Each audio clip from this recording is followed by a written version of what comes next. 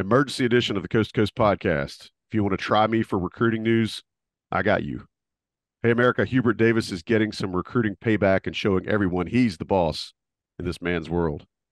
It's a new day as the UNC coach has come unchained, put on his recruiting hot pants, and has his funk on a roll. There was a time last week when the Cadeau commitment was super bad, but I got the feeling y'all are going to like this. Please, please, please, let's get Sherrell McMillan and Sean Moran in before it's too funky in here because James Brown has committed to the Tar Heels. All right, emergency edition of the Coast to Coast podcast brought to you by Johnny T-Shirt. Sherrell McMillan, Sean Moran are here. Boys, we do these when there's big things happening around the program. We just did one last week where Christmas came late for Hubert Davis. Well, we've got another one to talk about. 6'9", 210-pound, listed as a 5 or a center, James Brown from St. Rita in Chicago, Illinois. He's a four-star kid. He's the number 27 rated player overall in the 27 sports rankings currently, and is listed as the sixth best center. Picked UNC over offers from Illinois, Michigan State, Notre Dame, and some others. Sherrell, how did this go down? I'm still recovering from your intro. That was impressive. I'm kind of caught off guard. I'm lost for words because it was so good. Well, I had to get look, man. I had to get them all out there. It was either going to be a slow drip for the next Right, 6 months, or just go ahead and just get it all out of my system. right. I like that. I like that better. So yeah, UNC started recruiting James really, I would say in June. He had some really big performances at Pangos, out west. He played really well on a couple of EYBL stops. He's with Mean Streets this year. They're 16 and under team. And before that, he was with Mac Irvin Fire. So the two named Chicago teams, he's played for both of them. And as June progressed, he played well. He played really well at MBVA Top 100 camp down in Orlando. We were down there. We watched him, and he was just really solid, really steady. And that's when Hero Davis, I believe, really put first eyes on him. And he got an offer. It might have been while we were there or the next night. From there, of course, they watched him in Kansas City. They watched him at the Peach Jam. And kind of as time went on, you realize that he was the only kind of 4 or 5 type big that they were recruiting in the class. And it showed just how much of a priority it was for them. So from there, he took official visits. He took 5 in the fall. He went to Missouri, Michigan State, UNC, Notre Dame, and Illinois. So UNC, the only kind of non-Midwest school in there. And he visited UNC in mid-October. So he had Notre Dame and Illinois after UNC. And once he came back from Illinois, he said he was going to kind of revisit everything, kind of talk about stuff with his family. They are a very detail-oriented family, so there are a lot of details to sort through. And here we are, just as the new year came in, and they decided to commit to UNC. And a big reason for it, you can kind of read it on the site in his own words. Similar to Trick Powell, he did something with us where he kind of explained why he chose UNC, but what he kept coming back to was that UNC was bigger than basketball. And I think we can get into it, but just the way Hubert Davis coaches his players and the way that UNC gets along with each other and the family concept, he really bought into that and really liked it. Sherrell, I'm going to go ahead and say you need to trademark that because that is a marketing slogan if I've ever heard one. Bigger than basketball. I think that might stick around. It might be something we hear in the future. Sean, tell us a little bit about what UNC is getting in a player like James Brown. There's plenty of film out there of him. St. Rita is one of the bigger programs up in the Chicago area. Tell everybody what UNC is getting in this player. Yeah, a very, very talented big man. He was really the first big man in the class of 2024 that UNC offered. I mean, you can go back to the late spring, early summer, where we had a lot of podcasts talking about who else will they be looking at. Really, the class started off with 2 offers, and then there was a lull until June. James Brown got the offer end of June, but you have a guy that kind of falls in that sweet spot that we talk about a lot of the time, where he doesn't, at least as of now, doesn't project as a one and done player, but he is ranked in that 25 to 40 sweet spot where UNC has had long-term success previously.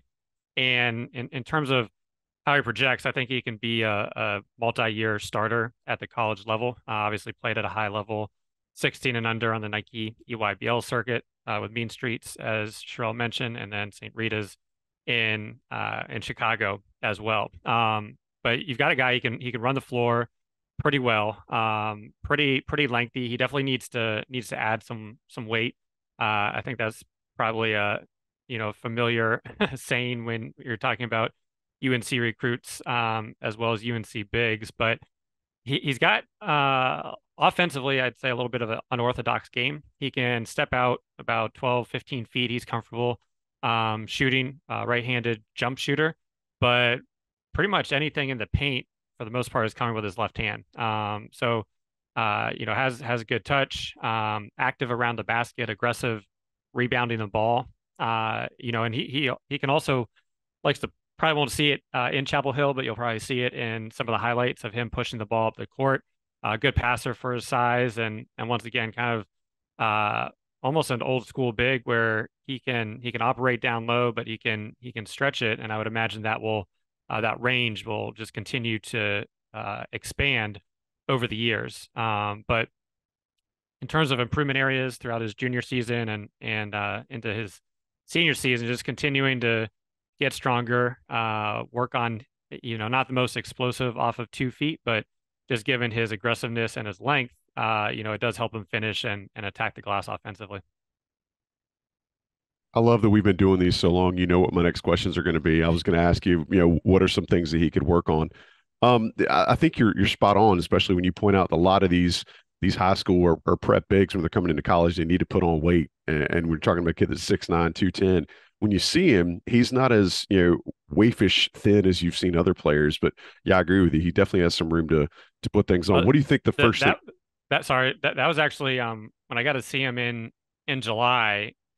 He was bigger than I expected, and Mhm. definitely a little more kind of a narrow frame, but definitely I'd say more physically imposing than I expected, having just seen video coming in, and thought he was going to be really really skinny, but he had definitely some definition to him. So that was one thing that I was surprised about when seeing him in early July. I feel like there's going to be some parallels between he and Sean May. I mean, obviously Sean was a little bigger through the shoulders coming in than James Brown will be. But do you think there's some potential there for Sean May to work on him? Because I feel like from what I've seen of James Brown, the kid's got some pretty strong hands. Yeah, I mean, I think it'll be tough to challenge the hands that Sean May exhibited when he was at school, but I think definitely some stuff to work with, and really from Hubert's recruiting and Sean May's recruiting, first Jalen Washington from Gary, Indiana, playing on Mean Streets, and now James Brown. So different different skill set than Washington, but yeah, definitely stuff to work with. And as I said already, has a very good base from stepping outside. Once again, not really to the 3-point line, but 12, 15 feet, and kind of the left-handed hook shot that he does have when he catches the ball down low. So that's already one go-to move that he's comfortable with. And if he can build out one or two more, that's kind of really all you'll need. But the fact that he already has one, because so often, more times than not, you see kids coming in and they rely on their size or their athleticism, but they don't have really that go-to move. Sherrell, when you first introduced James Brown to us, when North Carolina first started recruiting him, one of the things you mentioned was he feels like a North Carolina type of player. Usually that encompasses personality, some of the things that he's interested in, some of the things that he envisions for himself. Can you elaborate on that a little bit more? I mean, I think you mentioned earlier about the new marketing slogan that we're going to run with about bigger than basketball is some good insight. But can you elaborate a little bit more about what you might have learned about the kid during his recruitment? You're muted. Emergency, Yeah. we're off schedule. I wanted to real quick before I answer that, I wanted to add what Sean was saying. Um, he has that left-handed hook because he can basically use both hands, pretty evenly, pretty equally, I would say. John Henson probably was the last Carolina player who was that comfortable, I think. But John Henson and Nate Britt. John Henson being the last post player who was that comfortable with his left or his right hand as far as a jump hook, as far as shooting and just utilizing both hands a ton. So I think that's something he's got going for him, especially down the post. It can help him be a little more crafty. So just in addition there, as far as the cultural fit, yeah, I mean it's clear from the first time you talk to him that the values in which Hubert Davis, ascribes to build the program, Brown and his family share those. And I think in talking with them and learning about them, you kind of hear them echoing some of Hubert Davis's favorite sayings without even realizing it. Being intentional, a hunger and a thirst for things, passion, just the ability to serve. The Browns are big on that. How much they love academics, all those things, I think played into one of the reasons that the Brown family was so attracted to UNC and the coaching staff. I mean, I can't tell you how many times in talking to, him and his folks that they would bring up, oh man, all four coaches, played at UNC for either Coach Smith or Coach Williams or Coach Guthridge. And they were just in awe of that. They couldn't believe that people would love a place that much that not only would they go to school there, but want to come back and work there. So when you start adding all that up, I think you get to a point where maybe there might be more talented players who aren't a cultural fit, but UNC will take the player who might be lower rated, but more of a cultural fit. And I think you see that with Brown. Not saying that he can't play or anything, but it's not often that you get someone who can play and is kind of a perfect match for all the things that your program is built on. I mean, going as far back as anybody listening or watching this podcast can remember, there's always been a certain element of fit that that comes with the best or most successful players at the UNC program. All right, Sherrell, we mentioned on the Coast to Coast regular edition just a short time ago that we were going to start hopefully seeing what this class is going to look like, right? Well, now you have commitments from Drake Powell, you have commitments from Elliot Cadeau, and with James Brown, you've got three really skilled, really different skill sets, really different types of players coming in with the 24 class. Um, Sherrell, what do you think happens next? I mean, we're still looking at some guys with some offers out there. You like to call them committable offers or real offers. I can't remember what your actual term is, but you have a word for it. Maybe the list within the list is a good one. But who do you think are the last two that kind of the focus is going to zoom in on a little bit? Yeah, perhaps that Coast to Coast was a little wink to our subscribers. Yeah, I would say the active offers is the word we try to use. Of those, I think Jaron Stevenson is still kind of the fit, the perfect guy next. If you start looking at the roster, and again, it's hard to look even at next year versus 2 years down the road.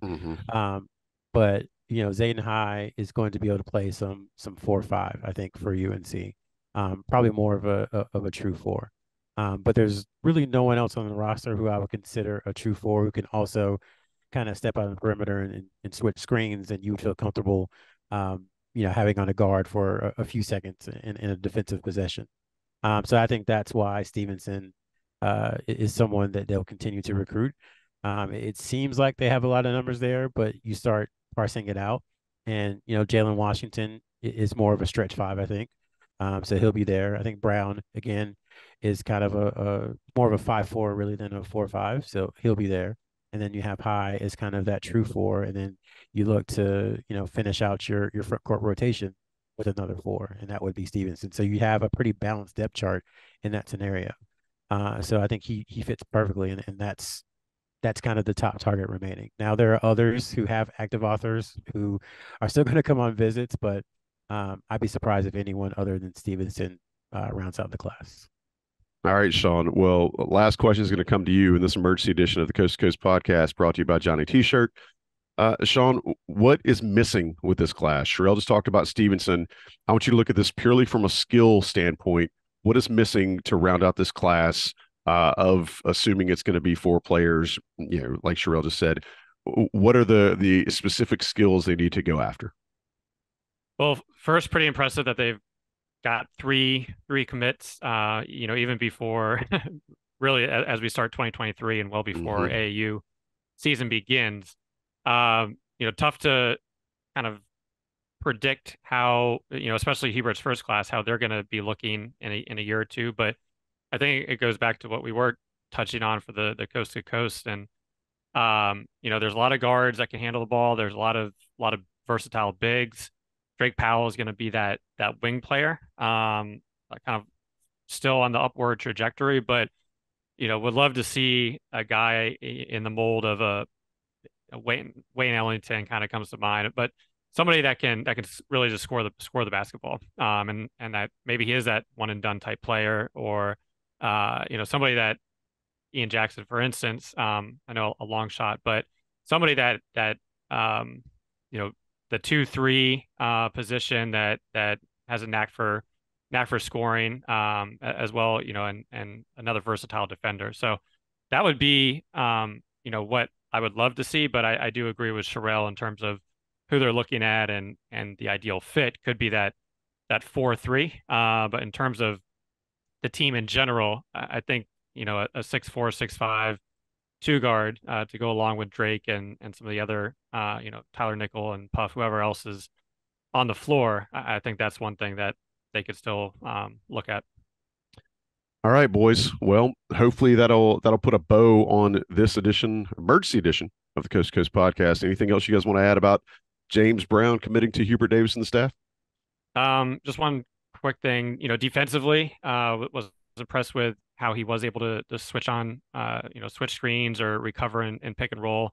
Was a good shot blocker in space. I know so much of the time we always focus on offensive skill set just because it's easier to kind of just describe and talk about. But defensively, that it'll be interesting to see how he can pair with Washington and some of the other bigs. And then just going back offensively, I was just going back through some of my Kansas City notes, and all the games I saw him running the floor really, really stuck out. So, between Cadeau and Cadeau and him, maybe it's a little Marshall Zeller pairing in terms of running the court and getting the ball down pretty quick. Yeah, awesome. Good addition to our analysis today. Sherrell, anything else you want to throw in? Yeah, I was just going to say, like Sean, kind of a shout out to assistant coach Sean May. Only been on the job as an assistant coach on the bench for, I think, 18 months, 19 months.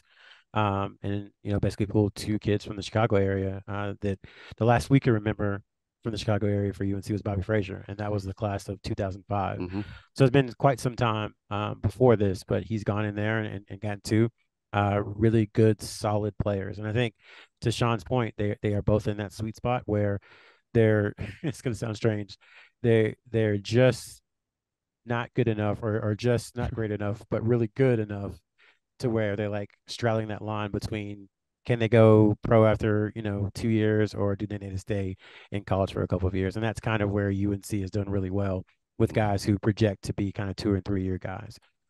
So I think it looks good for North Carolina in the future. You've got Drake Powell, who's an ascending player. You've got Cadeau as kind of the elite kind of star of the class, and then you have someone like James Brown, who's just very solid and will do whatever needs to be done and become whatever the team needs him to become, whether that's 100% back to the basket 5, or kind of a hybrid 4 who does some things out on the perimeter. Whatever they need him to do, he'll do. And that kind of versatility is key, and that kind of buy-in too, which he already has with UNC. That buy-in this early will be big for kind of the culture that I think Hubert Davis is trying to establish. Yeah, I mean, NBA potential doesn't mean it has to be like overnight NBA potential or NBA immediate potential. So I think the fans are going to enjoy watching James Brown, again, like I say on these podcasts, go out, get see some video on YouTube of the kid, and you'll understand. Sean will have a nice breakdown coming very soon about some of the video of his game. Sherrell will have a really good write-up coming with this podcast, a little bit about the story and some more information. So as always, we hope that you've appreciated this podcast. If there's more information you're looking for, Inside Carolina will cover it for you. But for now, let's get up off of that thing. I am Joey Powell, Sherrell McMillan, Sean Moran, emergency edition of the Coast to Coast podcast.